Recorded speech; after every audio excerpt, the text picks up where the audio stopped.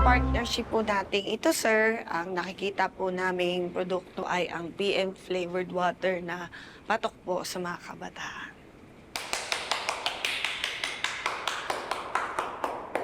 Any feedbacks po, sir, sa presentation?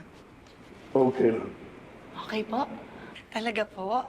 Kailan niyo po gusto? I'm sorry, but to tell you the truth, Miss Generoso, I really want to speak to Mr. Manoloto. What do you mean po, sir? I want to get his views on this. Pasensya na. This is a lot of money. This money is no joke of what I'm putting out.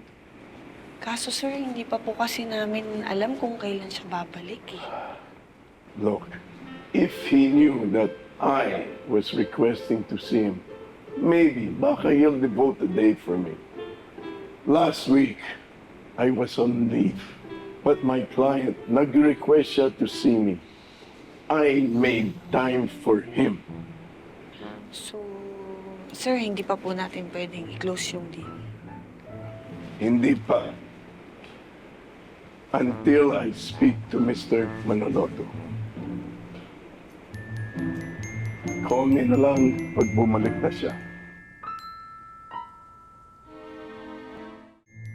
Chito, Ay, nagsabi kanina, mag-overtime daw siya doon sa Papa-Deliver. talaga? Hmm. Uwi pa naman ako galing sa KTV ng maaga para magkasabay-sabay tayo magapunan. Mag-dinner na lang po ulit tayo pagdating ni Kuya mamaya. Uy, gustong-gusto mo yan eh, no? Nayo, si tatay. Hindi, gusto mo kasabay kumain ang kuya mo. Yun ang sabi ko. Kayo madadagdagan yung pimples ko eh. Nay, ayaw niyo pong ipa-injection? Kasi po sa Joan, nagkaganyan din, tapos nawala agad. Talaga? O kaya ano, tigil muna yung trabaho mo dyan sa KTV. Alam mo, lalo ka na sa stress dyan eh. Ikaw rin. Dadami ang pimples mo. Tsaka lalalim yung mata mo. Sir? Uy, Janice! Oy! Good evening po.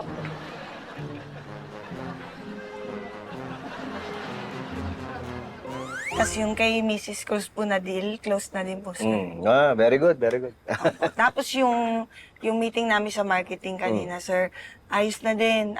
Isasend ko na lang po sa inyo agad yung proposal. Alam mo, ikaw na mag-approve niyan. Alam mo, pag okay sa'yo, okay na lang sa akin. Sige, sir, thank you Oo. Mas madali po. Ay, teka, yung ano nga pala, yung project natin kay Mr. Inocencio, kumusta?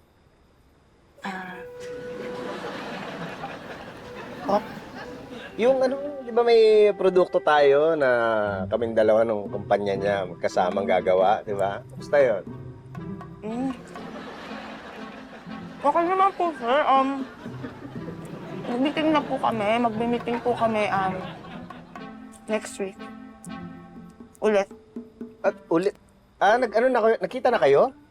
Kumusta siya? Okay naman po, sir. Kailan po pala balik sa office niya, sir? Hindi ko pa sigurado. Pero baka next year. Next week po. Anong year? Next year. Next year po. Oo, baka. Hindi ko pa sigurado eh. May problema ba? Wala naman po, sir. Maigi nga po yun. Masaya po ako. Nakakapagpahinga po kayo. Oo nga eh, thank you talaga. Kung di dahil sa'yo, hindi makakapagpahinga to. Wala po yun eh. Kaso iba lang po talaga din, syempre, pag nasa opisina po si sir. Hindi. Okay nga yung pagpapatakbo mo. Bilib nga ako sa iyo eh. Pero dapat hindi mo rin kinakalimutan ng sarili mo, ha? Oo, dapat lagi ka may pahinga. Nakakapagpahinga ka ba? Oh, Okay ba yung pahinga mo?